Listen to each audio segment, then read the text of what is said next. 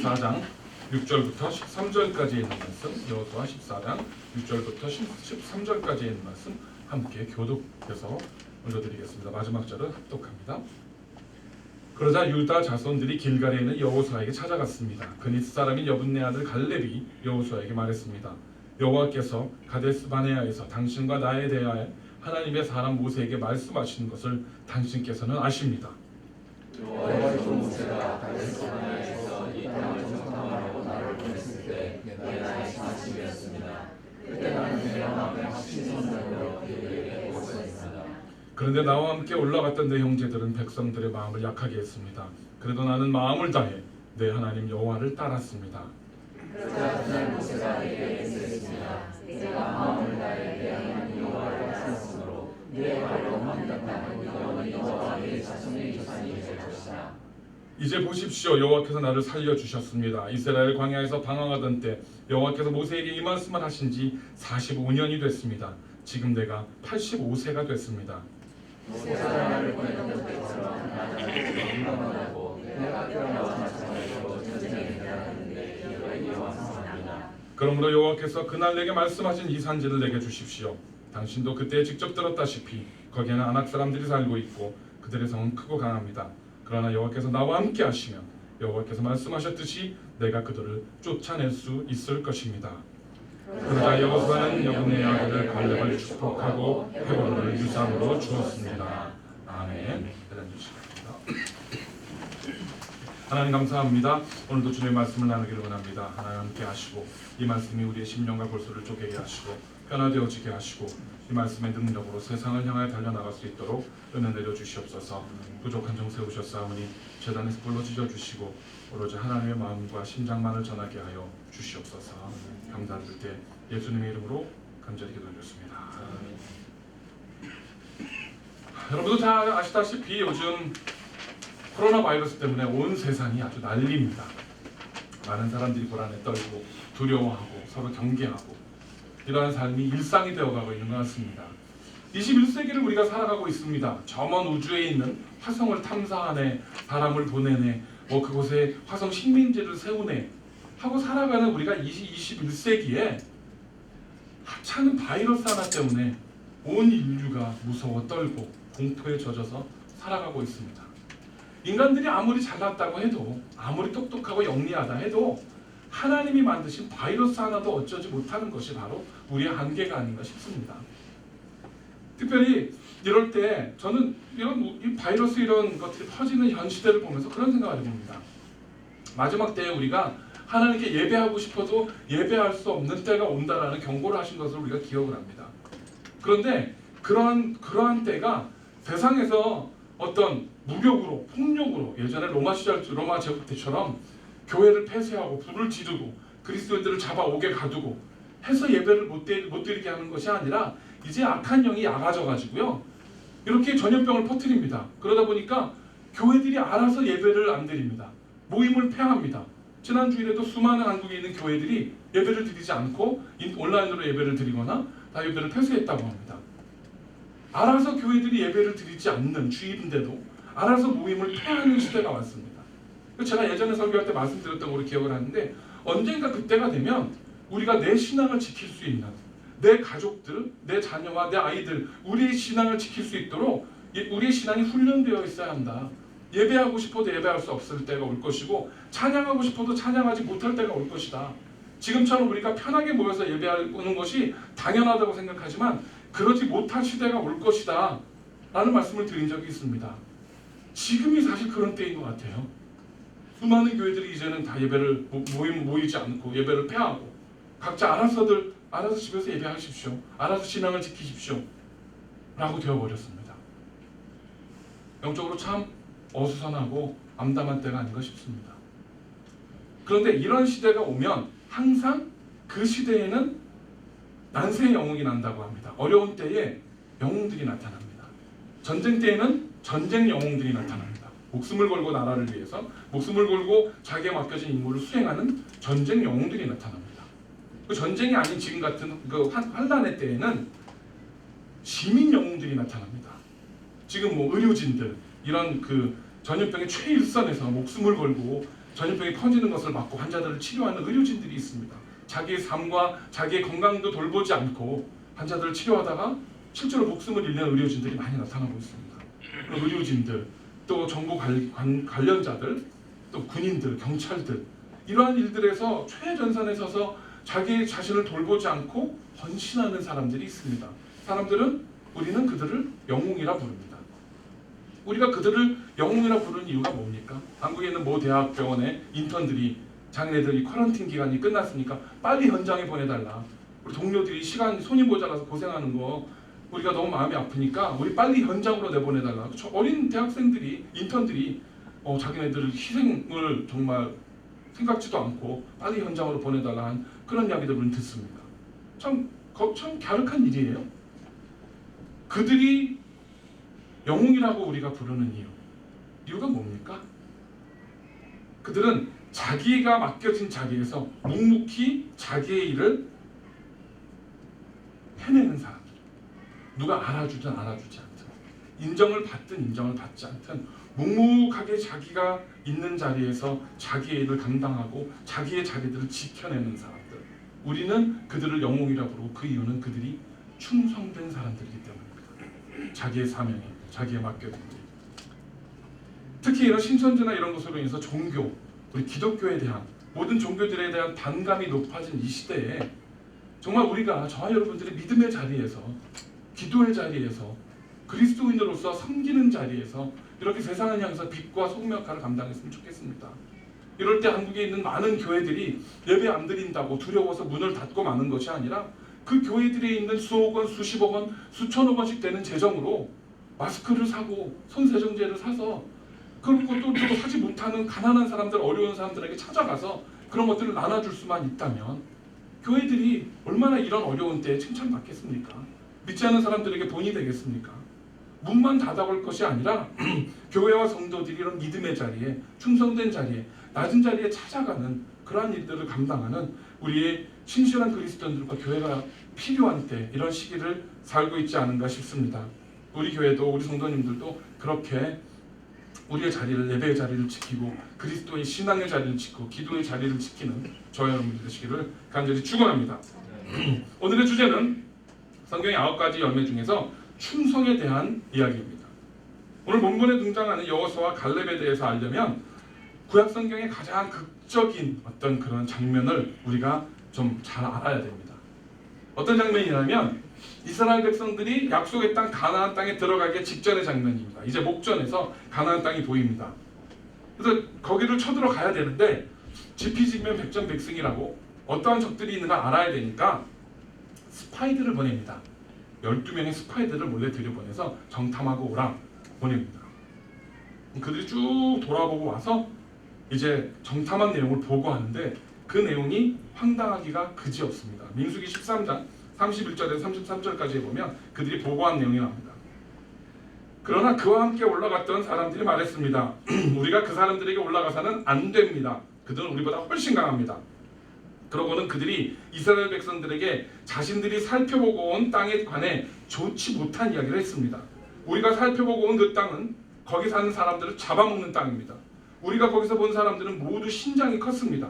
우리가 거기서 네피림, 곧 네피림에게서 나온 아낙 자손들을 보았습니다. 우리 눈에도 우리가 메뚜기처럼 보였으니 그들 눈에도 마찬가지였을 것입니다. 라고 보고를 합니다.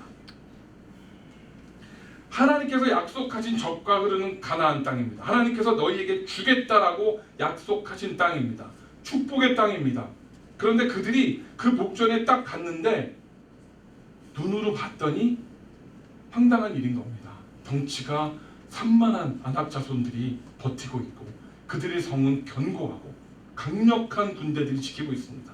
자기들이 볼 땐 신장도 작아서 메뚜기 같아 보입니다. 잘 조직화된 군대가 있는 것도 아닙니다. 병기구나 이런 거 갖고 싸워야 되는 한심한 상황입니다.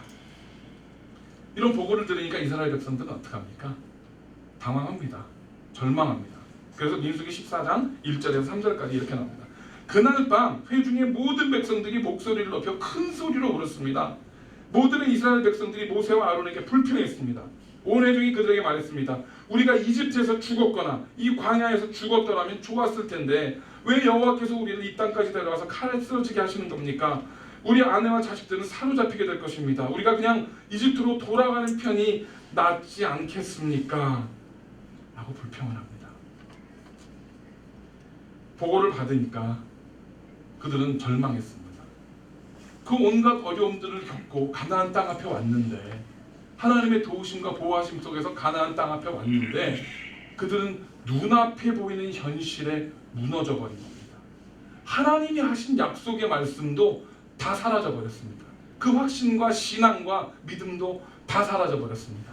그저 절망과 낙심과 불평과 원망만이 남았습니다. 우리 말씀에서 이런 모습을 보면 참 답답한 사람들이다. 신앙이 왜 저거밖에 안 되나, 저렇게밖에 못하나 라고 이야기를 합니다. 그런데 저와 여러분들도 사실은 그 자리에 서면 똑같은 결정을 내리고 똑같은 일을 하게 됩니다.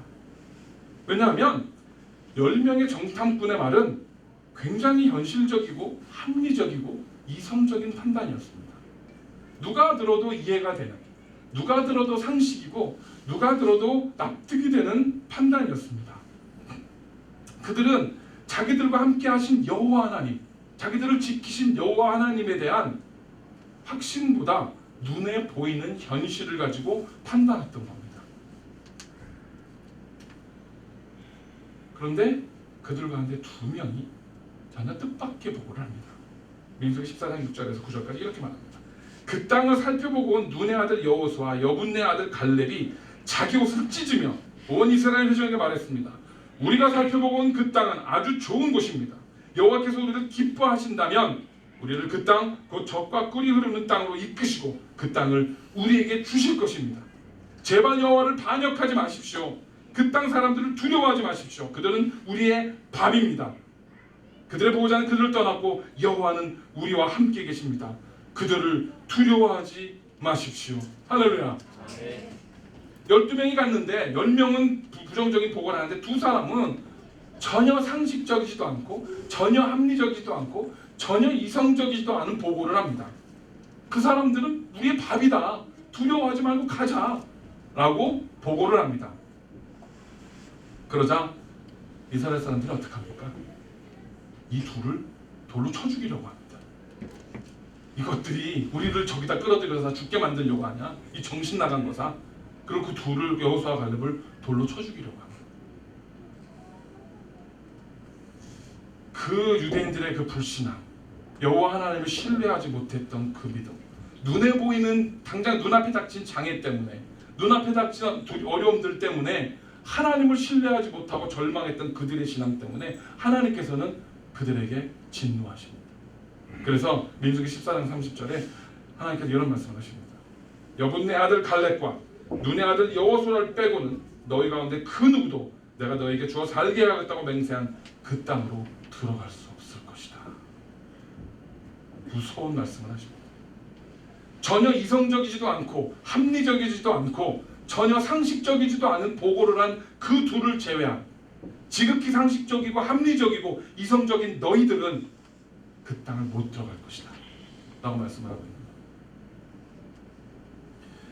우리는 하나님을 믿는다 하면서, 하나님의 백성이라 하면서, 천지 만물을 지으신 하나님, 우주 만물을 다스리시는 하나님, 전능하신 여호와 하나님을 믿는다고 하면서도 우리의 삶 속에, 우리의 신앙 속에서 우리의 하나님은 내가 이해할 수 있는 선에 머물러 있습니다. 우리 하나님은 우리의 상식의 한계 속에 가두어두고 있다는 겁니다. 그러다 보니까 어떻게 됩니까? 내가 하나님 앞에 기도를 합니다. 하나님, 나에게 이러이러한 일 이루어 주십시오.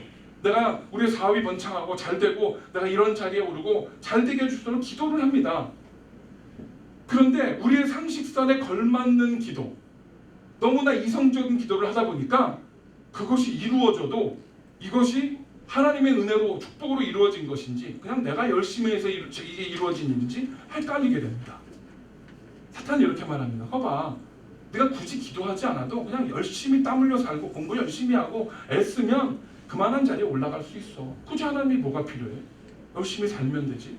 열심히 공부하고 열심히 땀 흘려서 노력하면 되지. 하나님이 뭐가 필요해? 기도할 필요 없어 이제. 사탄이 이렇게 이야기를 합니다. 우리를 아주 이성적으로 만듭니다.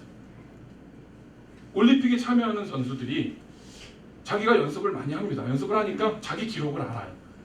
장대 높이 뛰기 선수가 있습니다. 그러면 자기 높이가 뭐 한 2m 몇십 cm가 될 것이다. 자기 기록을 합니다. 그러면 대회에 나간 선수가 자기 기록 높이만큼을 놓고 그것만 시도한다고 하면 그 기록을 깰 수 있을까요? 세계 기록을 경신할 수 있을까요? 아닙니다. 내가 연습을 했을 때 내 기록은 여기인데 나는 믿음으로 그것보다 한 단계를 더 올리겠다. 발을 조금 더 올려주십시오. 라고 하고 도전을 합니다. 그리고 그 발을 넘어갔을 때 자기 한계를 극복하고 세계 기록을 경신하고 사람들에게 칭찬을 받게 되는 것입니다. 우리의 신앙도 똑같습니다. 우리가 아는 하나님을 내 상식과 내 판단 안에서만 하나님을 우리가 믿는 것이 아니라 때로는 내 상식을 초월한, 내 판단을 초월한 하나님을 믿고 그분 앞에 나아가야 되는 것입니다. 그럴 때에 우리가 기대하지 않았던 일을 하나님께서 이루어 주시는 줄 믿으시기를 축원합니다. 여기에 조건이 하나 있습니다. 아까 8절에 보면 이렇게 이야기합니다. 여호와께서 우리를 기뻐하신다면 이라는 전제 조건이 있습니다. 우리가 하나님 앞에 기도할 때에 때로는 택도 없는 기도를 할 때가 있어요. 그런데 그 조건은 뭐냐면 하나님이 기뻐하시는 기도를 해야 한다는 겁니다. 하나님, 내가 복권을 맞아서 벼락부자가 되게 해주십시오. 내가 지금 갖고 있는 이 집이 갑자기 몇백만 불이 올라서 내가 부자가 되게 해주십시오. 내가 가지고 있는 주식이 올라서 내가 떼부자가 되게 해주십시오. 이런 기도는 하나님 마음에 합한 기도가 아니기 때문에 황당한 기도에 그칠 뿐입니다. 그런데 하나님, 우리 교회를 통해서 하나님 놀라운 일을 행해 주십시오. 잃어버린 영혼을 찾게 해 주십시오. 하나님, 나는 부족하지만 나를 통해서 올해 안에 10명을 전도할 수 있게 해 주십시오. 여호와께서 우리를 기뻐하신다면, 여호와께서 기뻐하신다면 그 기도를 응답해 주실 것입니다. 그렇죠? 우리가 하나님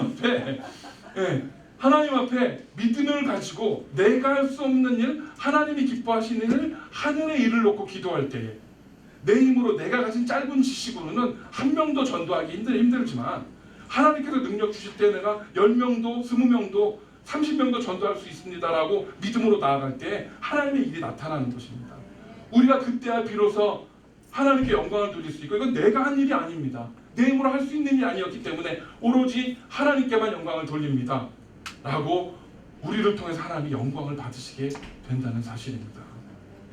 이렇게 정말 우리 한계를 극복해서 하나님께 영광을 돌리실 수 있는 저와 여러분 되시길 간절히 축원합니다. 갈렙과 여호수아는 이렇게 모든 역경과 고난을 이겨낸 충성스러운 동지였습니다. 모든 전쟁의 연장에서 하나님의 말씀에 따라서 적군들을 무찌르고 하나님의 지경을 넓혀나갔던 믿음의 동지들입니다. 이들이 45년 동안 함께 피를 흘리며 싸웠습니다. 이제 그 전쟁이 끝나고 그 땅들을 분배해야 되는 시점이 왔습니다. 12지파에게 이제 자기들이 차지한 땅을 나눠줘야 돼요. 역사적으로 보면 그렇잖아요. 그걸 농공행상이라고 하잖아요. 그렇죠? 그 공이 있는 자들을 의논해서 상을 주는 겁니다. 그래가지고 너는 이만큼 잘 싸웠으니까 이 땅을 차지해라. 다 나눠주는 시점이 왔습니다. 다들 이제 기대를 하겠죠. 우리한테 좋은 땅을 주십시오. 평지, 강이 흐르고 목초지가 있는 좋은 땅을 주십시오. 다들 이런 마음을 가질 겁니다.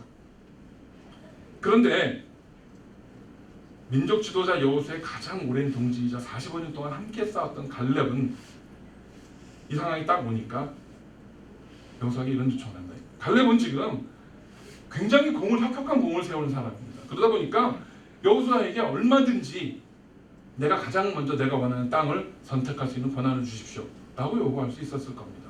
우린 대부분 그렇잖아요. 어느 정도 공을 세우면 인정받기를 원합니다. 그리고 그거에 대한 보상을 원합니다. 그러다 보니까 갈렙은 얼마든지 요구할 수 있는 자리에 있었고, 그걸 요구한다 할지라도 뭐라 부를 사람이 없었을 거예요. 그런데 갈렙은 여호수아에게 이렇게 말합니다. 저 땅, 마지막 적들이 남은 저 땅을 나에게 주십시오 라고 이야기를 합니다. 갈렙의 나이가 85세입니다. 예전에 사람들이 우리보다 수명이 길었다 해도 85세면 이제 노인네입니다. 대부분 그 나이 정도 되면 이제 은퇴해서 편안하게 뒤에서 앉아서 살 나이입니다. 젊은 사람들 너희들 나가서 싸워 이러고 뒤에서 명령이나 내리고 지시나 하고 이렇게 앉아있을 나이에요. 그런데 이 늙은 용사 갈렙은 그 산지를 나한테 주십시오. 그 마지막 남은 그 안악 자손들, 그 견고한 성을 내가 무너뜨리겠습니다. 나한테 주십시오. 라고 요구를 합니다. 그 요구에 따라서 여호수아 14장에서 이렇게 마무리가 됩니다. 14장 15절에 헤브론의 예리 이름은 기랏 아스바였습니다. 아르바였습니다. 아르바는 아낙 사람들 가운데서도 가장 큰 사람들이었습니다. 그 땅에 전쟁이 그쳤습니다. 아낙 사람들 중에서도 가장 큰 사람들, 가장 강력한 사람들, 가장 강력한 적들이 버티고 있는 그곳을 갈렙은 요구를 했고, 오랜 세월 동안 불었던 전쟁의 피바람과 슬픔들이 그쳤습니다. 갈렙은 그곳에 평화를 가져왔습니다. 누구나 시작은 거창하게 할 수 있습니다. 누구나 출발은 크게 합니다. 누구나 약속은 쉽게 합니다. 맹세도 잘합니다. 한 해가 시작되면 우리는 New Year's Resolution, 한 해의 어떤 올해 안에는 이런 것을 할 것이다. 열심히 운동을 해서 몸짱도 좀 만들고 다이어트해서 좀 살도 빼고 올해는 매달 아니면 일주일에 책 한 권씩을 읽고 성경을 몇 번 통독을 하고 새벽기도 한 번도 빠지지 않고 예배도 안 빠지고 열심히 신앙생활 할 것이다. 연초에 다들 거창하게 다짐을 합니다. 연말까지 그 약속을 끝까지 지키는 사람은 많지 않습니다. 짐이 1월달이 되면 미어 터진답니다. 트레드밀 같은 데 설 자리가 없대요. 2월달이 딱 되면 절반이 빈답니다. 3월달이 되면 그 중에 또 절반이 빈답니다. 부활절쯤 되면 아무도 없대요. 텅텅 빈답니다. 이게 우리들의 모습입니다. 시작은 거창해야 하지만 끝까지를 잘 못 가요. 열심히 하나님 믿겠다고 하지만 정말 믿음의 자리에 끝까지 예수님이 십자가 달리시는 고난의 자리까지 우리는 끝까지 잘 못 간다는 겁니다. 적당한 선에서 타협을 해요. 내 형편 아시죠 하나님? 내 상황 아시죠? 요만큼이 내가 할 수 있는 최선이니까 이해하시죠? 라고 우리는 적당한 선에서 하나님과 타협하려고 든다는 겁니다. 갈렙은 여호수아한테 가려서 늘 2인자였습니다. 갈렙은 사실 굉장히 용맹스러운 사람이에요. 객관적으로 비교했을 때 여호수아보다 그리 빠지는 사람이 아니었습니다. 그런데 늘 여호수아의 그 그늘에 가려서 늘 2인자일 수밖에 없었어요. 그러다 보면 갈렙의 입장에서 이런 생각을 할 수가 있습니다. 아니 내가 쟤보다 뭐가 모자라서 나는 맨날 2인자로 있어야 되고 그 명령을 들어야 되고 맨날 난 이루고 살아야 돼? 나도 한번 확 뒤집어가지고 1인자 한번 해볼까? 라는 생각을 누구든지 할 수 있습니다. 누구든 안 그렇겠습니까? 능력이 있는데 더더군다나 하나님께서 갈렙에게 뭐라고 약속하셨습니까? 네가 밟는 땅은 다 내가 너한테 주겠다고 약속하셨잖아요. 그럼 하나님 나한테 약속하셨으니까 내가 한번 해볼랍니다. 얼마든지 할 수 있었어요. 그런데 갈렙은 끝까지 여호수아 옆에서 여호수아를 보좌하고 지키고 자기의 자리를 지켜냈습니다. 어떻게 가능할 수 있었을까요? 갈렙은 충성스러운 사람, 신실한 사람이었습니다. 오늘 성령의 열매 중에 충성이라는 이 단어는 영어로는 faithfulness입니다. faithfulness. 충성이라는 단어 영어로는 loyalty입니다. loyalty. 군인이 상관에게 충성하는 그 loyalty입니다. faithfulness는 신실한, 충실한 이라는 의미가 있습니다. 그러니까 충성, 우리가 말하는 loyalty라는 의미가 조금 달라요. 충성은 내가 원하든 원하지 않든 무조건 복종해야 되는 게 충성입니다. 근데 faithfulness는요, 자원하는 마음으로 하는 거예요. 남편과 아내가 평생을 수십 년 동안 같이 삽니다. 바람도 안 피우고 한눈도 안 팔고 열심히 자기의 자리에서 평생을 같이 살면 미국 사람들 뭐라고 합니까? My wife, my husband is so faithfulness. 이렇게 말합니다. 굉장히 믿을 만한 신실한 남편이고 신실한 아내야 라고 말합니다. 이럴 때가 faithfulness입니다. 믿을 만한 사람이라는. 전쟁터 같은 데서 보면 군인들이 우리가 충성된 군인이라고 말할 때 뭡니까? 총알이 날아다니고 폭탄이 터지는 자리에서 그 자기 자리를 지켜내는 사람입니다. 물러서지 않아요. 목숨이 날아갈 상황에 있어도 끝까지 그 자리를 지키는 사람이 신실한 군인이고 충성된 사람입니다.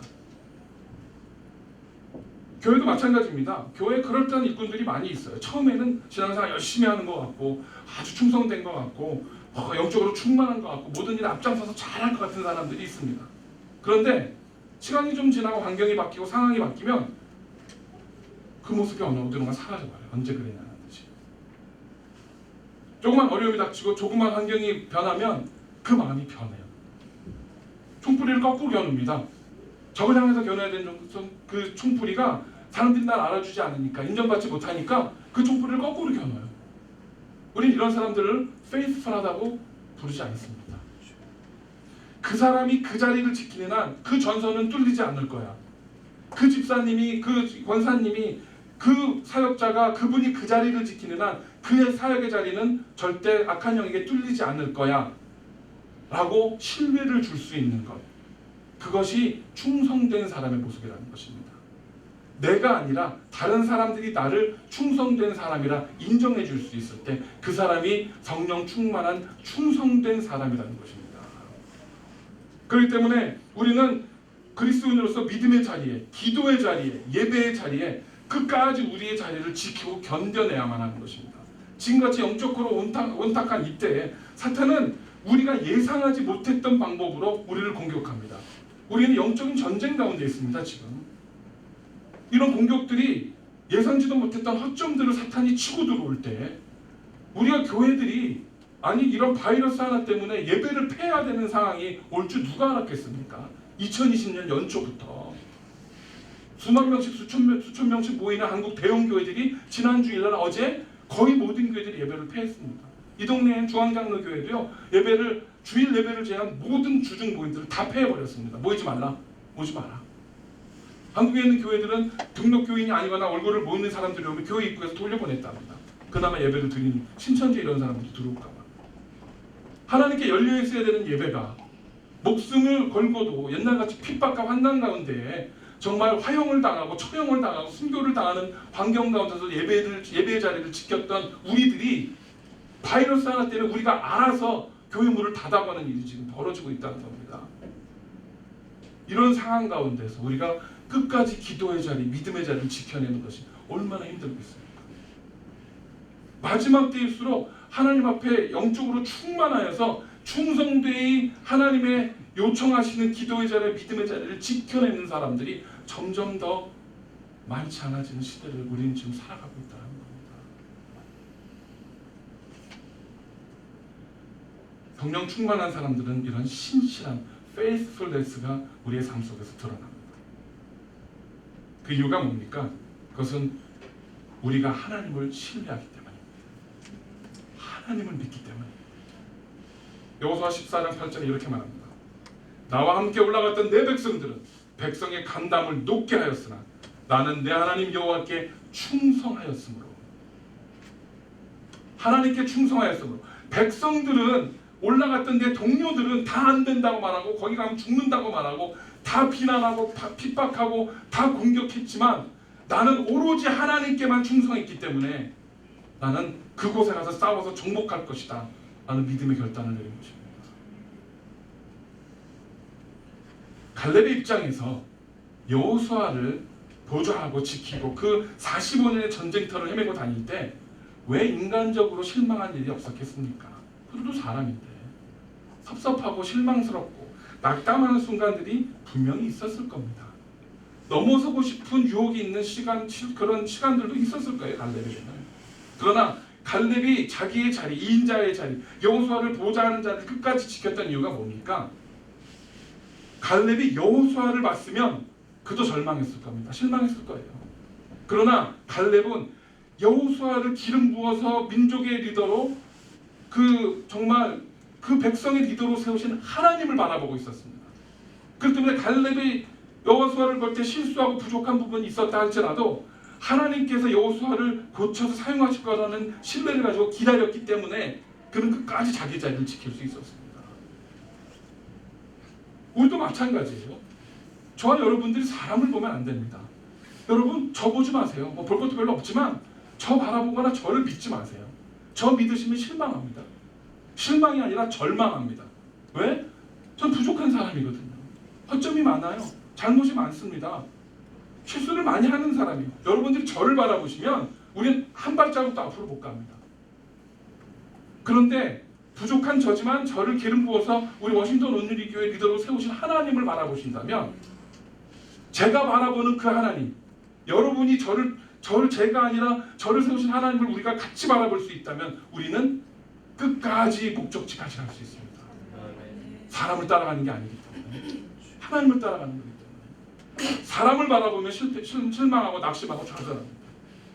요즘 많은 교회들, 지금 뭐 신천지 우리가 욕하지만 신천지가 이단으로 욕먹는 이유가 뭐예요? 이만이라는 사람 보고 있거든요. 그런데 때때로 우리 교회들의 모습이 그들과 별반 다르지 않을 때가 있어요.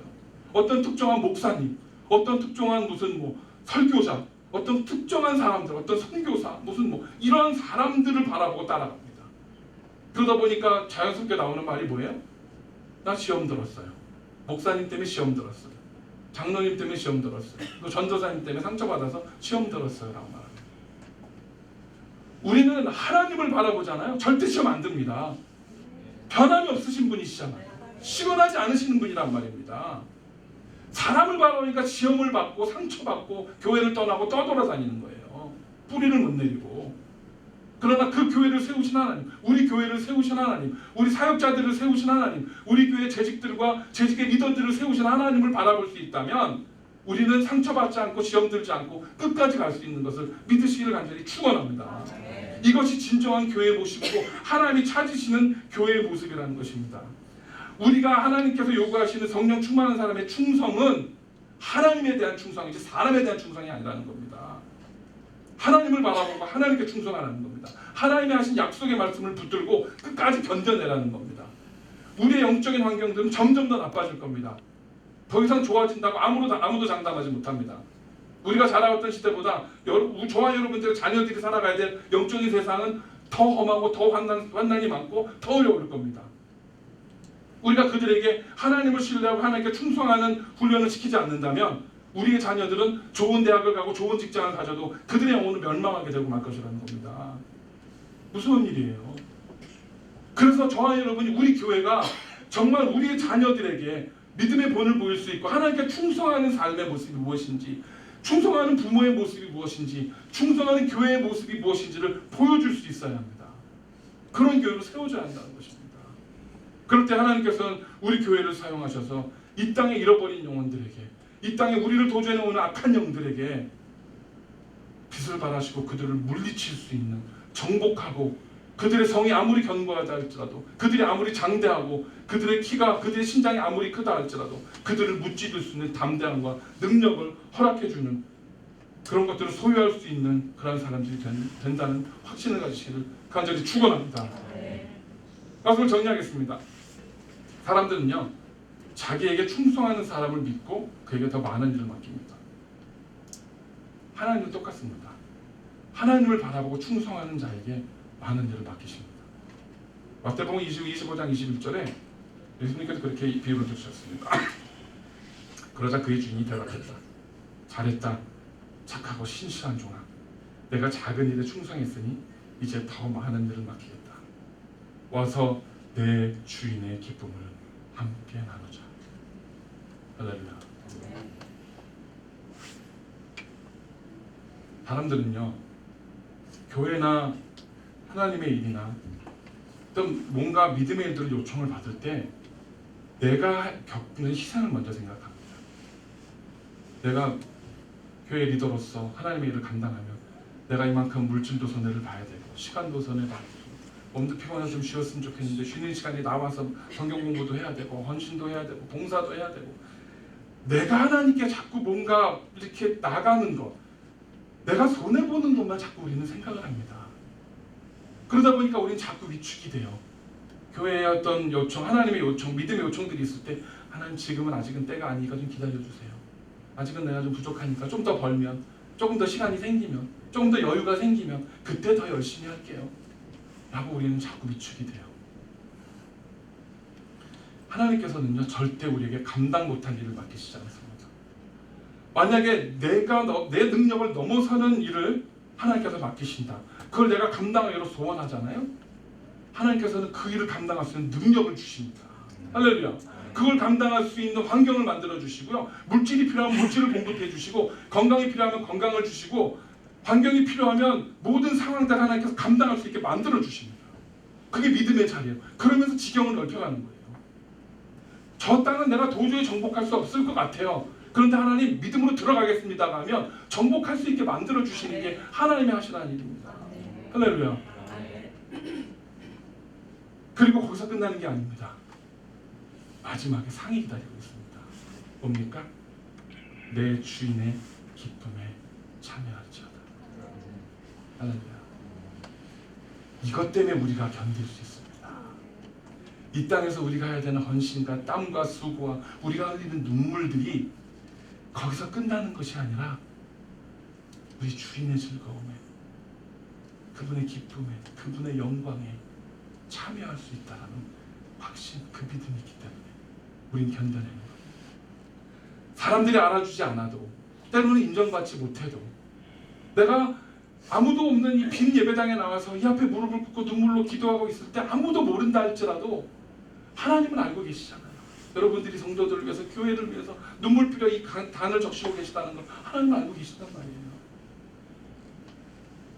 나중에 그분의 즐거움에 참여하게 되는 것입니다. 우리에겐 이 소망이 있습니다. 마지막 승리가 기다리고 있기 때문입니다. 이것을 바라보고 우리는 나아가는 것입니다. 우리 왕 되신 하나님, 우리 하나님께서 이 땅에 하나님께서 원하시는 세상을 만드시기 위해서 이 땅에 교회를 세우셨습니다. 우리 교회가 그래서 존재하는 겁니다. 워싱턴 지역에 복음을 증거하기 위해서 우리 교회가 존재합니다. 우리끼리만 모여서 우리끼리만 예배하고 우리끼리 즐겁게 지내다 끝난다고 하면 우리는 하나님의 즐거움에 참여할 수 없어요. 왜 우리 교회를 이곳에 세우셨는지, 왜 우리를 여기다 모아놓으셨는지, 우리가 왜 이곳에서 함께 예배하며 훈련받으며 한 걸음씩 나아가는지 그 목적을 우리는 생각해야 됩니다.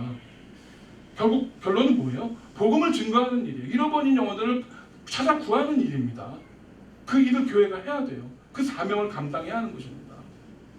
그 일을 위해서 우리가 무엇을 할 것인지를 고민해야 한다는 것입니다. 그렇게 하나님께서 작은 일을 맡긴 사람들에게 하나님께서는 더 큰 일을 맡기십니다. 우리 교회 지금 조그맣습니다. 작년 다 합쳐봐야 주일 참석 인원이 30명 남짓이에요. 아이들까지 다 합쳐서 우리가 주일날 참석 인원이 70명이 될까 말까 합니다. 작은 교회입니다. 건물도 작고요, 다 예배당도 작고 다 좁아요. 우리는 요거밖에 안 돼. 우리 예배당은 요만하고 우리 사람이 없어. 일꾼이 없어. 우린 요거밖에 못해. 우린 거기까지밖에 못합니다. 우린 우린 요만하지만 그러나 하나님께서 우리에게 이 워싱턴 지역을 복음화하고 잃어버린 영혼들을 찾아라 우리 이곳에 우리 교회를 세우셨으니까 우린 그 일을 할 수 있어. 나는 능력이 없지만 하나님, 나를 통해서 예수님을 모르는 자들이, 잃어버린 영혼들이 죽게 돌아오게 해주십시오. 기도하고 나가는 겁니다. 그러면 안압 자손이 살고 있는 그 땅, 견고한 성을 우리는 정복할 수 있습니다. 그런 사람들에게 하나님께서 이렇게 말씀합니다. 우리가 어떤 사람이 되는지. 잠언서 25장 13절에 충성된 사자는 그를 보내신 이에게 마치 추수하는 날에 얼음 냉수 같아서 능히 그 주인의 마음을 시원하게 하느니라.